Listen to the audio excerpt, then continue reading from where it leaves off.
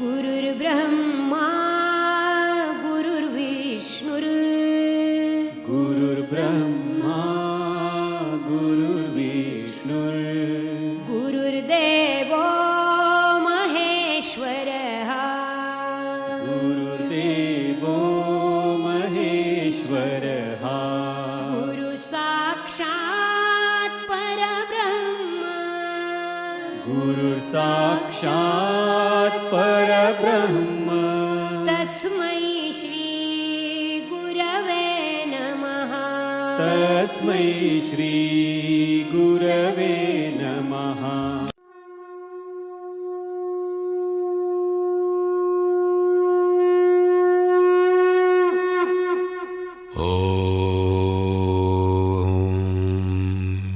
श्री परमात्मने नमः।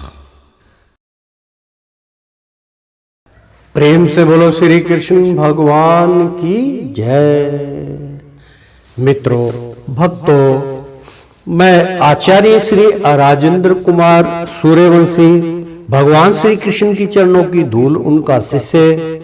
मित्रों, श्री विष्णु पुराण का पहला अंश की प्रस्तुति की जा रही है। मित्रों, बहुत सुंदर ज्ञान प्रदानता हो रही, किस प्रकार से सृष्टि की रचना हुई, प्रसंग चल रहा था। मित्रों, हिरण्यकश्यपु का पुत्र प्रहलाद भगवान का भक्त था, उसके और उसके पिता के बीच क्या वार्तालाप चल रही है उसका यहाँ पर संपूर्ण आनंद लीजिए, अमृतपान कीजिए। तो प्रेम से बोलो श्री कृष्ण भगवान की जय, विष्णु नारायण की जय। तो मित्रों, प्रारंभ करने जा रहे हैं, शुरू करते हैं आज का धारावाहिक। पिछले धारावाहिक में हमने आपको बतलाया था कि हिरण्यकश्यप बोला, अरे सर्पो यानी कि सांपो, इस अत्यंत दुर्बुद्धि और दुराचारी को अपने विष अग्नि असंतपत मुखों से काट कर शीघ्र ही नष्ट कर दो। ऐसा सर्पों को हिरण्यकश्यप ने आदेश दिया अपने पुत्र के प्रति। परंतु मित्रों, याद रखिए, जाको राके साइया मार सके ना कोई। जो विष्णु भक्त होते हैं, जो श्री कृष्ण भक्त होते हैं, उनका कोई संसार में बाल बाका भी नहीं कर सकता। यहाँ तक कि मित्रों, अगर उसका समय संपूर्ण हो गया है और वो भगवान हरि का सुमरन कर रहा है, पाठ कर रहा है, तो जो काल है मित्रों, वो भी नतमस्तक होके वापस चला जाता है। ये बिल्कुल सत्य है मित्रों।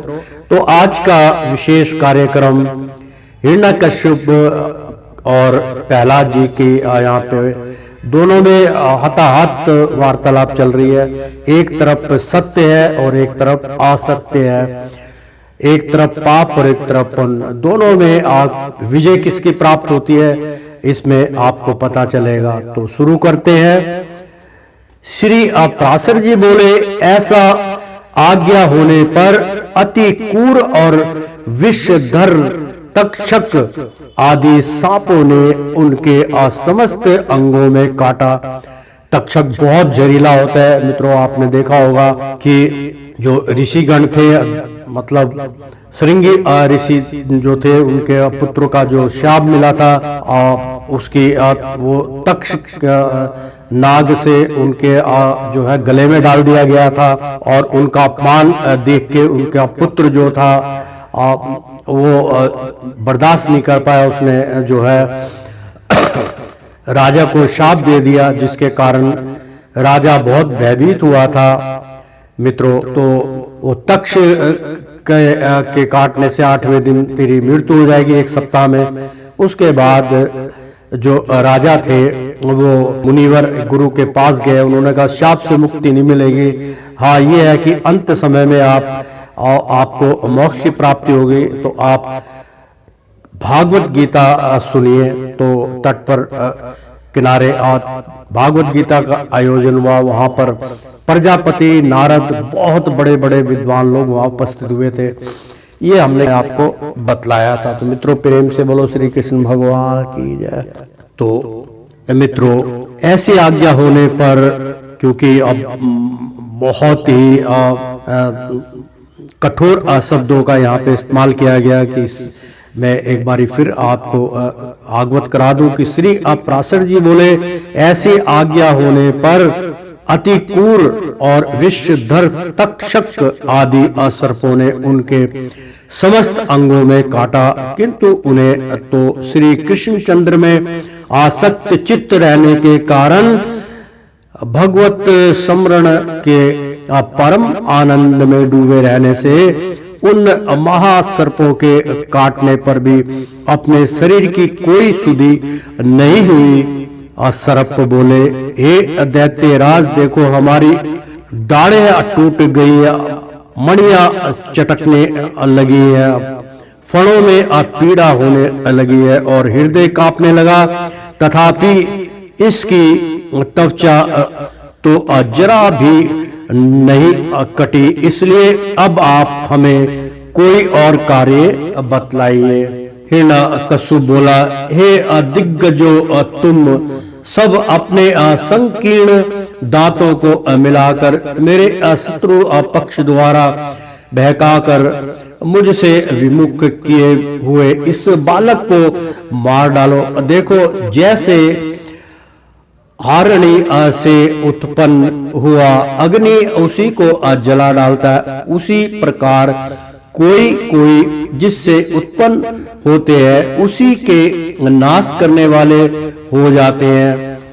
श्री अपराशर जी बोले, तब पर्वत शिखर के समान विशाल काय दिग्गजों ने उस बालक को पृथ्वी पर पटक कर अपने दांतों से खूब रौंदा, किंतु श्री गोविंद का स्मरण करते रहने से हाथियों के हजारों दांत उनके वक्षतल से टकराकर टूट गए। तब उन्होंने पिता हिरण्यकश्यप से कहा, ये जो हाथियों के वर्ज के समान कठोर दांत टूट गए, इसमें मेरा कोई बल नहीं है, यह तो श्री जनार्दन भगवान के महाविपत्ति और कलेशों के नष्ट करने वाले स्मरण का ही प्रभाव है। हिरण्यकश्यप बोला, अरे दिग्गजो, तुम हट जाओ, दैत्यगण तुम अग्नि जलाओ, और हे वायु, तुम अग्नि को प्रज्वलित करो,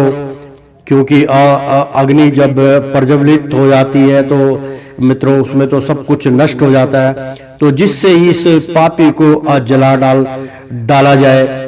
श्री अपराशर जी बोले, तब अपने स्वामी की आज्ञा से दानवगण कष्ट के एक बड़े ढेर में स्थित उस असुर राजकुमार को अग्नि प्रज्वलित करके जलाने लगे। प्रहलाद जी बोले, हे तात, पवन से प्रेरित हुआ भी यह अग्नि मुझे नहीं जलाता, मुझको तो सभी दिशाएं ऐसी शीतल प्रतीत होती हैं मानो मेरे चारों ओर कमल बिछे हुए हों। श्री अपराशर जी बोले, तदंतर शुक्र जी के पुत्र बड़े व्यागामी महात्मा षटकंडा मर्क आदि पुरोहित गण सामनीति से दैत्यराज की बड़ाई करते हुए बोले, आप पुरोहित बोले, हे राजन, अपने इस बालक पुत्र के प्रति अपना क्रोध शांत कीजिए। आपको तो देवताओं पर ही क्रोध करना चाहिए, क्योंकि उसकी सफलता तो नहीं है। हे राजन, हम आपके इस बालक को ऐसी शिक्षा देंगे जिसके यह विपक्ष के अनाश का कारण होकर आपके प्रति अति विनीत हो जाएगा। हे दैत्यराज, बाल्यावस्था तो सब प्रकार के दोषों का आश्रय होती ही है, इसीलिए आपको इस बालक पर अत्यंत क्रोध का प्रयोग नहीं करना चाहिए। यदि हमारे कहने से भी यह विष्णु का पक्ष नहीं छोड़ेगा तो हम इसको नष्ट करने के लिए किसी प्रकार ना टलने वाली कृत्या उत्पन्न करेंगे। श्री अपराशर जी ने कहा, पुरोहितों के इस प्रकार प्रार्थना करने पर दैत्यराज ने दैत्यों द्वारा प्रहलाद को अग्नि समूह से बाहर निकलवाया। फिर प्रहलाद जी गुरु जी के यहाँ रहते हुए उनके पढ़ा चुकने पर अन्य दानव कुमारों को बार बार उपदेश देने लगे। प्रहलाद जी बोले, हे अदैत्य कुलोत्पन्न असुर बाल को सुनो, मैं तुम्हें परमार्थ का उपदेश करता हूँ, तुम इसे अन्यथा ना समझना, क्योंकि मेरे ऐसे कहने में किसी प्रकार का लोभ आदि कारण नहीं है। सभी जीव जन्म बाल्य अवस्था और फिर यौवन प्राप्त करते हैं, तत्पश्चात दिन दिन वृद्ध अवस्था की अप्राप्ति भी अनिवार्य है। और हे अदैत्य राजकुमारों, फिर यह जीव मृत्यु के मुख में चला जाता है। यह हम और तुम सभी प्रत्यक्ष देखते हैं। मरने पर पुनः जन्म होता है, यह नियम भी कभी नहीं टलता। इस विषय में असुरति असमृति अरूप आगमन भी अप्रमाण है कि बिना उपादान के कोई वस्तु उत्पन्न नहीं होती। अपूर्ण जन्म प्राप्त कराने वाली गर्भवास आदि जितनी अवस्थाएं हैं, उन सबको दुख रूप ही जानो। मनुष्य मूर्खता वश क्षुधा, तृष्णा और शीत आदि की शांति को मुख्य मानते हैं। बहुत सुंदर यहाँ पे मित्रों वर्णन है कि मनुष्य मूर्खता वश, क्योंकि हम प्राणी जो है मूर्खता वश ही क्षुधा यानी कि बहुत इधर उधर की चाहत में, और तृष्णा मतलब जो कभी नहीं मरती, उसके प्रति तृष्णा अंतरकरण में समा जाती, और शीतादि की शांति को सुख मानते हैं कि बस अब हमें ये सब चीजों से प्राप्त होने के बाद हमारा जो शीतादि है यानी कि हमारा चित्त जो है वो बहुत शांत हो गया, तो सुख मानते हैं। परंतु वास्तव में तो वे दुख मात्र है, जिनका शरीर वात आदि दोष से अत्यंत अस्थिर हो जाता है। उनके जिस प्रकार व्यायाम असुखप्रद प्रतीत होता है, उसी प्रकार जिनकी अदृष्टि भ्रांति ज्ञान से ठंकी हुई है, उन्हें दुखी असुख रूप जान पड़ता है। आहो कहा है तो कफ आदि महाघृणित पदार्थों का समूह अरूप शरीर, और कहा क्रांति शोभा सौंदर्य एवं रमणीयता आदि दिव्य गुण। तथापि मनुष्य इस घृणित शरीर में क्रांति आदि का आरोप कर सुख मानने लगता है। यदि किसी अमूढ़ पुरुष की मांस, रुधिर, पीप, पिष्टाह, विष्टाह, आमूत्र, स्नायुओं, शयानु, मजा और अस्थियों के समूह रूप इस शरीर में पीड़िती हो सकती है, तो उसे नरक भी अप्रिय लग सकता है। अग्नि, जल और भात्र कर्म से शीत, तृष्णा और क्षुधा के कारण ही असुखकारी होते हैं, और इनके प्रतियोगी जल आदि भी अपने से भिन्न अग्नि आदि के कारण ही सुख के हेतु होते हैं। हे अदैत्य कुमारों, विषयों का जितना संग्रह किया जाता है, उतना ही वे मनुष्य के चित्त में दुख बढ़ाते हैं। जीव अपने मन को अप्रिय लगने वाले जितने ही असंबंधों को बढ़ाता जाता है, उतने ही उसके हृदय में शोक रूपी शल्य कांटे स्थिर होते जाते हैं।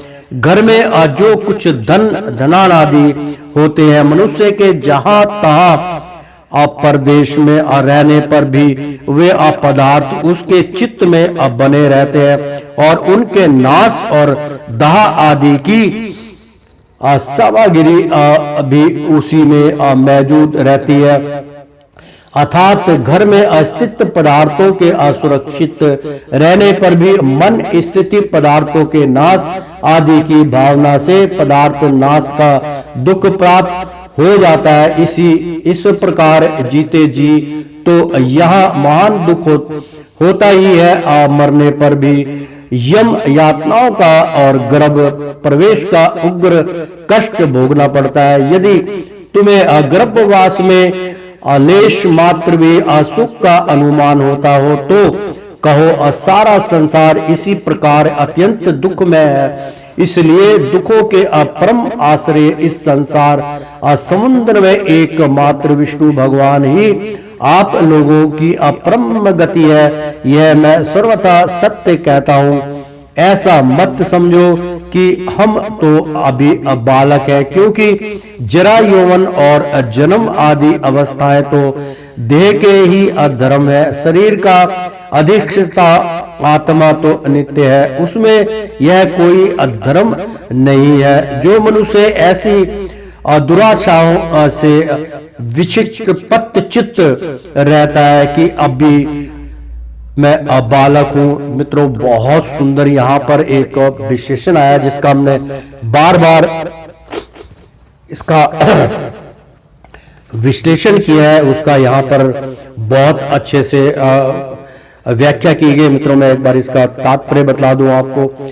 जो मनुष्य ऐसी दुर्दशाओं से विक्षिप्त चित्त रहता है कि अभी मैं बालक हूं। मित्रों, ये बहुत सुंदर, इसको हम अपनी भाषा में साइकोलिबिया का रोग बोलते हैं। मित्रों, हमारा बनाया हुआ है, साइको में पड़ जाता है कि अब मेरी आयु, अभी तो मैं बालक हूं, अभी मेरी आयु नहीं बढ़ी है। मित्रों, हम बार बार इस बात को कहते हैं कि आप आयु के गठबंधन में मत रहिए। आयु तो ऐसे निकलती है जैसे हवा चल रही हो, आंधी आई और चली गई। अभी साल नया लगा है, आपको पता नहीं चलेगा कब सब खत्म हो जाएगा। इसलिए गणना मत कीजिए, बैकग्राउंड में मत जाइए। आपके साथ पूरी दुनिया आगे बढ़ रही है। वही बात आज इतना सुंदर वाक्य जो है वो अपने छोटे छोटे बालकों को, अपने हम उम्र के बालकों को प्रहलाद जी समझा रहे हैं कि अभी मतलब विक्षिप्त चित्त रहता है कि अब मैं तो अभी बच्चा हूं, कि अभी मैं बालक हूं, इसलिए इच्छा अनुसार खेल कूद लूं। युवा अवस्था प्राप्त होने पर कल्याण साधन का यत्न करूंगा। फिर युवा होने पर कहता है कि अभी तो मैं युवा हूं, बुढ़ापे में आत्म कल्याण कर लूंगा। और वृद्ध होने पर सोचता है कि अब मैं बूढ़ा हो गया, अब तो मेरी इंद्रियां अपने कर्मों में प्रवृत्त ही नहीं होती। शरीर के स्थिर हो जाने पर अब मैं क्या कर सकता हूं। समर्थ रहते तो मैंने कुछ किया ही नहीं। वह अपने कल्याण पथ पर अभी अग्रसर नहीं होता, केवल भोग तृष्णा में ही व्याकुल रहता है। मूर्ख लोग अपनी बाल अवस्था में खेल कूद में लगे रहते हैं, युवा अवस्था में विषयों में फंस जाते हैं। मित्रों, अब इसके आगे मैं थोड़ा सा यहाँ पर एक तात्पर्य बतलाया गया। मित्रों, एक सुलेख है, बहुत सुंदर है, ये मैं इसका एक बारी आप तक पहुंचा दूं। यह पुण्य जन्म होने में युक्ति है, क्योंकि जब तक पूर्व जन्म के किए हुए अशुभ अशुभ कर्म रूप कारण का होना ना माना जाए, तब तक वर्तमान जन्म भी सिद्ध नहीं हो सकता। इसी प्रकार जब इस जन्म में अशुभ अशुभ का आरंभ हुआ है, तो इसका कार्य रूप पूर्ण जन्म में भी अवश्य होगा। तो प्रेम से बोलो श्री कृष्ण भगवान की जय। मित्रों, बहुत सुंदर यहाँ पे व्याकरण दिया गया है कि अमूर्ख लोग अपनी बाल अवस्था में खेल कूद में लगे रहते हैं, युवा अवस्था में विषयों में फंस जाते हैं और बुढ़ापा आने पर उसे असमर्थता के कारण व्यर्थ ही काटते हैं। इसलिए विवेक की पुरुषों को चाहिए कि देह की बाल्य यौवन और वृद्ध आदि अवस्थाओं की अपेक्षा ना करके बाल अवस्था में ही अपने कल्याण का यत्न करें। मैंने तुम लोगों से जो कुछ कहा है उसे यदि तुम मिथ्या नहीं समझते तो मेरी प्रसन्नता के लिए ही बंधन को छुटाने वाले श्री विष्णु भगवान का स्मरण करो। उनका स्मरण करने में अपरिश्रम भी क्या है, और स्मरण मात्र से ही वे अति शुभ फल देते हैं, तथा रात दिन उन्हीं का स्मरण करने वाले का पाप भी नष्ट हो जाता है। उन सर्वभूत सत्य प्रभु में तुम्हारी वृद्धि अहर्निश लगी रहे और उनमें निरंतर तुम्हारा प्रेम बढ़े। इस प्रकार तुम्हारे समस्त क्लेश दूर हो जाएंगे। मित्रों, बहुत सुंदर यहाँ पे और इसका कहने का या तात्पर्य ये है मित्रों, उच्चारण इसका मैं छोटी से शब्दों में बता दूं। जैसे एक गाड़ी आपने या एक बाइक आपने खरीदी या एक कार आपने खरीदी या एक जहाज आपने खरीदा, आधुनिक जो मशीनरी आपने खरीदी है और वो बिल्कुल न्यू है और पड़ी हुई है, अगर उसको इस्तेमाल नहीं करेंगे तो जंग लग जाएगा और एक दिन वो सड़ गल के खत्म हो जाएगी। फिर आपको नया जीवन के आधार पे वो लेना पड़ेगा। तो कहने का तात्पर्य है कि मित्रों, अगर आपने जो व्हीकल लिया है और जो मैकेनिकल व्हीकल है, जो आधुनिक व्हीकलों का संस्करण है यहाँ, अगर वो आपने लिया, जब तक उसमें पेट्रोल नहीं डालोगे वो नहीं चलेगा। ईंधन डालते ही वो आप पूरे पुर्जे उसके काम करेंगे और आपको कहीं अति दूर तक, आपको कई किलोमीटर तक, 200-300 किलोमीटर तक, 500 किलोमीटर तक आपको ले जाएगा। इसी प्रकार से मित्रों, आपका शरीर है, अगर आपके अपने शरीर में भगवान विष्णु नारायण का जप करते हैं या ओम नमो भगवते वासुदेवा जप करते, एक ही चीज है। ओम विष्णु नारायण नमः, ओम विष्णु नारायण नमः, विष्णु विष्णु विष्णु विष्णु, ओम श्री अविष्णु नमः नमः। मतलब किसी भी प्रकार से अगर ओम नमो भगवते वासुदेव, जय जय कृष्णा, राधे कृष्ण कृष्ण कृष्ण राधे राधे, कुछ भी जप करिए तो मित्रों आपके शरीर में जो इंद्रिया है वो ऑटोमेटिक उसके वशीकरण हो जाता है। बाकी विकलता उसके अंदर की सब समाप्त हो जाती है। प्रेम से बोलो विष्णु भगवान की जय। तो क्लेश दूर हो जाएंगे और जबकि यह सभी संसार तापत्रय से दंग हो रहा है, तो इन बेचारे अशोचनीय जीवों से कौन बुद्धिमान द्वेष करेगा। यदि ऐसा दिखाई दे कि और जीव तो आनंद में है, मैं ही अपरम शक्तिहीन हूँ, तब भी प्रसन्न ही होना चाहिए, क्योंकि द्वेष का फल तो दुख रूप ही है। यदि कोई प्राणी वैर भाव से अद्वेष अभी करे तो विचारवानों के लिए तो वे अहो, ये महामोह से व्यापक है। इसी प्रकार अत्यंत शोचनीय ही है। हे अदैत्यगण, ये मैंने भिन्न भिन्न दृष्टि वालों के विकल्प भिन्न भिन्न उपाय कहे। अब उनका समन्वय पूर्वक संक्षेप विचार सुनो। यह संपूर्ण जगत सर्वभूत में भगवान विष्णु का विस्तार है, अतः विचक्षण पुरुषों को इसे आत्मा के समान अभेद रूप से देखना चाहिए। इसलिए दैत्य भाव को छोड़कर हम और तुम ऐसे यत्न करें जिससे शांति लाभ कर सके, जो परम शांति अग्नि, सूर्य, चंद्रमा, वायु, मेघ, वरुण, सिद्धि, राक्षस, यक्ष, दैत्यराज, शरत, किन्नर, मनुष्य, पशु और अपने दोषों से तथा ज्वर, नेत्र रोग, अति आसार, पनेहा, तिल्ली और गुलम आदि रोगों से एवं द्वेष, ईर्ष्या, मत्सर, राग, लोभ और किसी अन्य अभाव से भी अभी क्षीण नहीं होती है, और जो सर्वदा अत्यंत निर्मल है उसे मनुष्य अमल स्वरूप श्री केशव में मनोनिवेश करने से प्राप्त कर लेता है।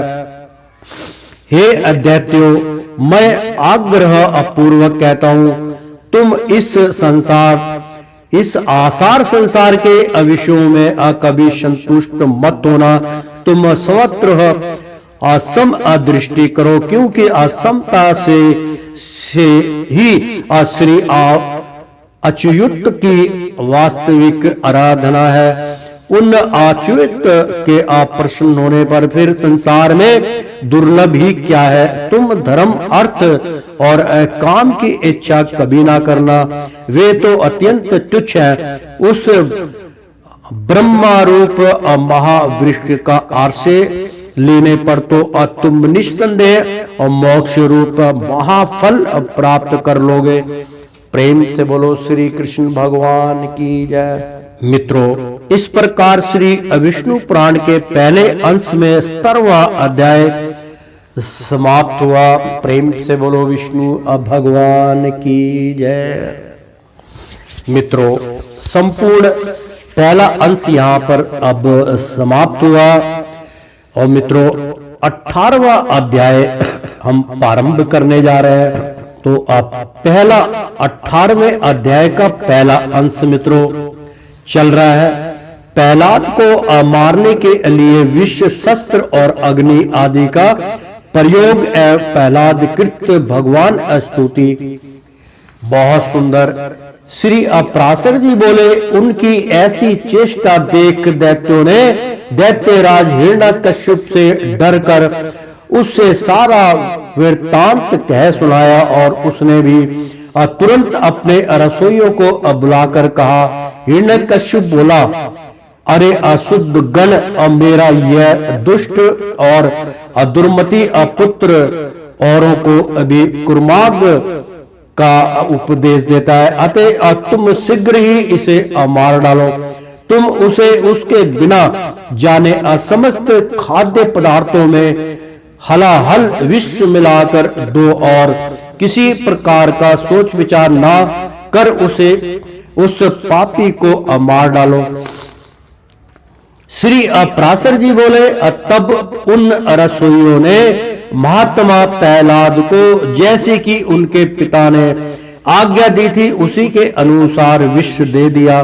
हे मैत्रेय, तब वे उस घोर हलाहल विष को भगवान नाम के उच्चारण से अभिमंत्रित कर अन्न के साथ खा गए, यानी कि अन्न के साथ उसका सेवन किया, अन्न के साथ उसको खा गए तथा भगवान नाम के अप्रभाव से निस्तेज हुए उस विष को खाकर उसे बिना किसी विकार के पचाकर स्वस्थ चित्त से स्थित रहे। उस महान विष को अपचा हुआ देख रसोइयों ने भय से व्याकुल हो हिरण्यकश्यप के पास जा उसे प्रणाम करके कहा।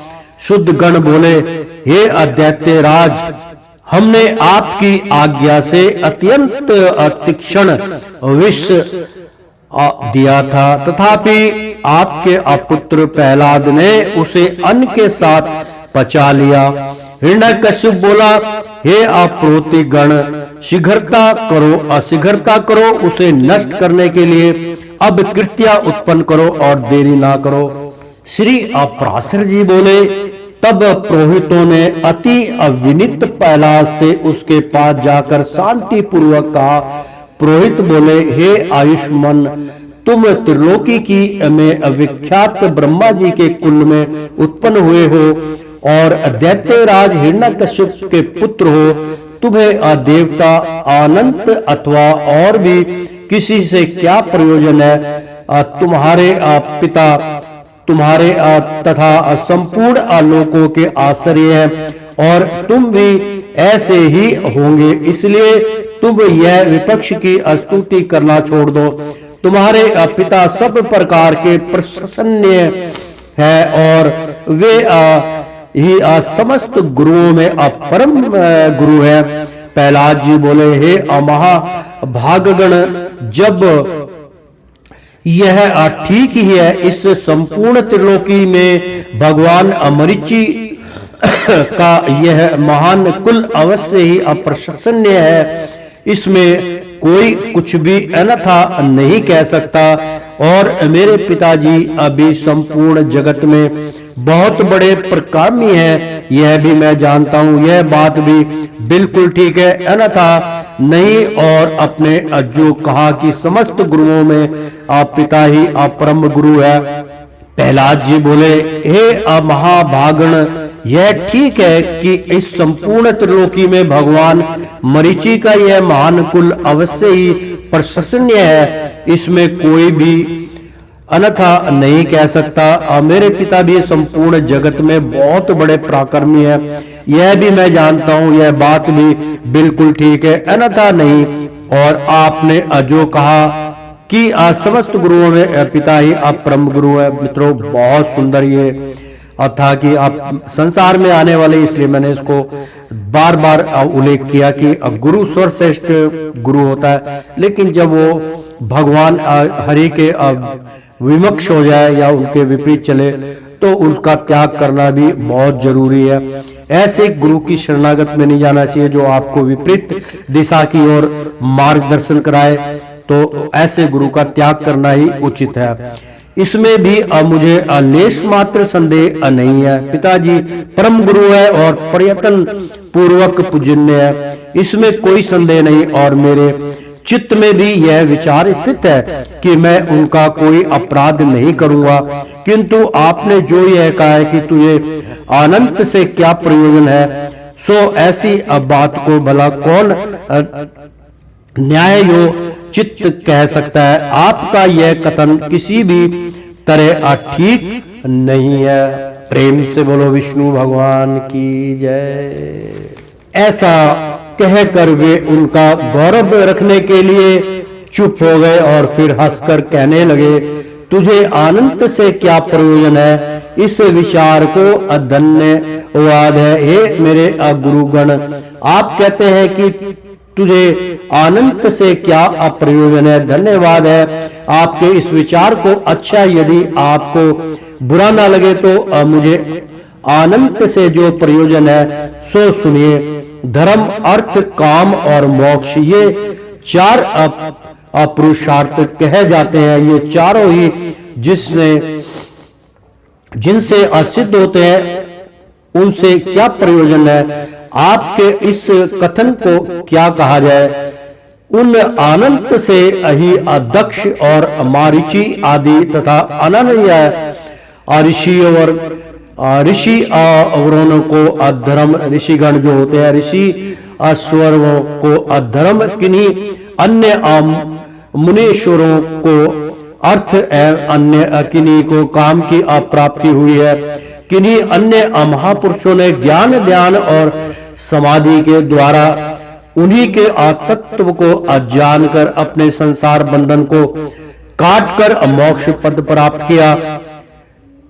अतः असंपत्ति, ऐश्वर्य, महात्म में ज्ञान, असंतानति और कर्म तथा मोक्ष, इन सब की एकमात्र मूल श्री हरि की आराधना ही उपार्जन्य है।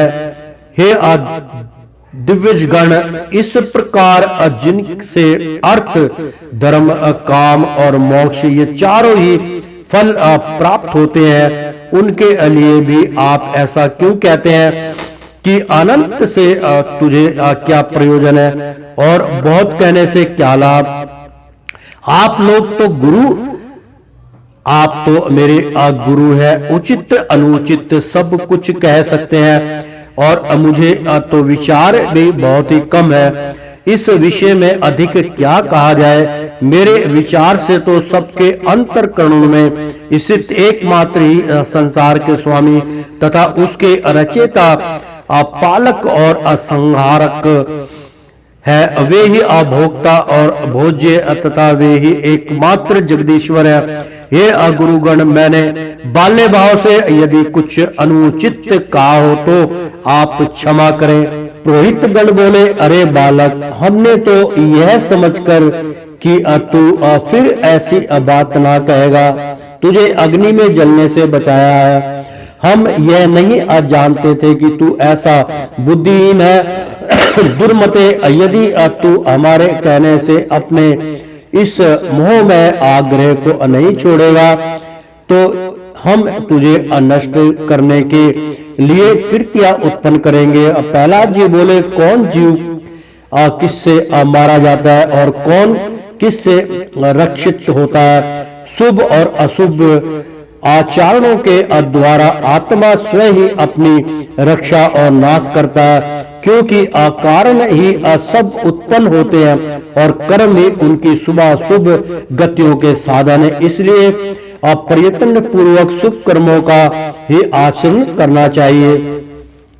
श्री अपराशर जी बोले, उनके ऐसा कहने पर उन दैत्य राज के पुरोहितों ने क्रोधित होकर अग्नि अशिका के असमान प्रज्वलित शरीर वाली कृतियां उत्पन्न कर दी। उस अति भयंकरी ने अपने पादघात से पृथ्वी को कंपित करते हुए वहां प्रकट होकर बड़े क्रोध से प्रहलाद जी की छाती में त्रिशूल से प्रहार किया, किंतु उस बालक के अवक्ष स्थल में लगते ही वह तेजोमय त्रिशूल टूटकर पृथ्वी पर गिर पड़ा और वहां गिरने से भी उसके सैकड़ों टुकड़े हो गए। जिस हृदय में अनियंत्रण अक्षुण भाव से श्री हरि भगवान विराजते हैं, उसमें लगने से तो वर्ज के भी टूक टूक हो जाते हैं। त्रिशूल की तो बात ही क्या है। उन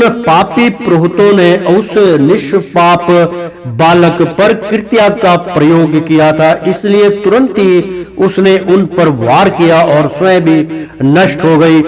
अपने गुरुओं को कृत्या द्वारा जलाए जाते देख महामती प्रहलाद, हे कृष्ण रक्षा करो, हे अनंत बचाओ, ऐसे कहते हुए उनकी ओर दौड़े।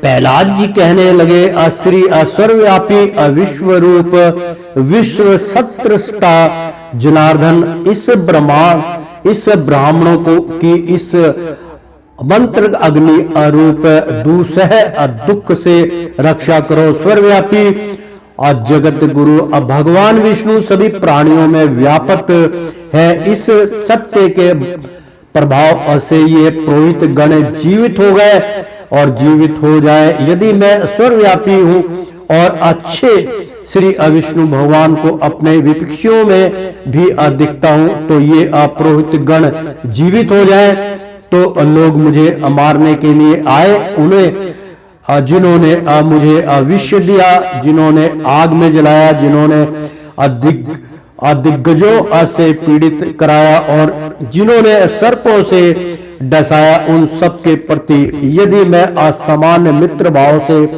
रहा हूं और मेरी अभी पाप बुद्धि नहीं हुई, तो उस सत्य के प्रभाव से ये दैत्य पुरोहित जी उठे। श्री अपराशर जी बोले, ऐसा कहकर उनके स्पर्श करते ही वे ब्राह्मण स्वस्थ होकर उठ बैठे और उस विनयवंत बालक से कहने लगे। पुरोहित गण बोले, हे वत्स, तू अब बड़ा श्रेष्ठ है, तू दीर्घायु निर्दगु बल अवीर्य संपन्न तथा वीर संपन्न तथा पुत्र पौत्र एवं धन ऐश्वर्य आदि से संपन्न हो। श्री अपराशर जी बोले, हे महामुने, ऐसा कहकर पुरोहितों ने दैत्य राज हिरण्यकशिपु के पास जाकर उसे सारा समाचार ज्यों का त्यों सुना दिया।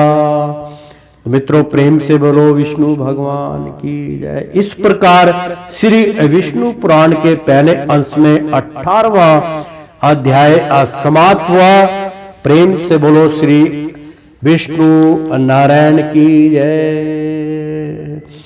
मित्रों, एक बार बोल दो ना, राधे राधे कृष्णम कृष्णम। ओ श्रीमन नारायण नारायण हरि हरि, तेरी लीला सबसे न्यारी न्यारी, बोलो हरि हरि। ओ विष्णु नारायण नारायण हरि हरि, ओ लक्ष्मी नारायण नारायण हरि हरि। मित्रों, भक्तों, एक बार बोल दो ना, राधे राधे कृष्णम कृष्ण।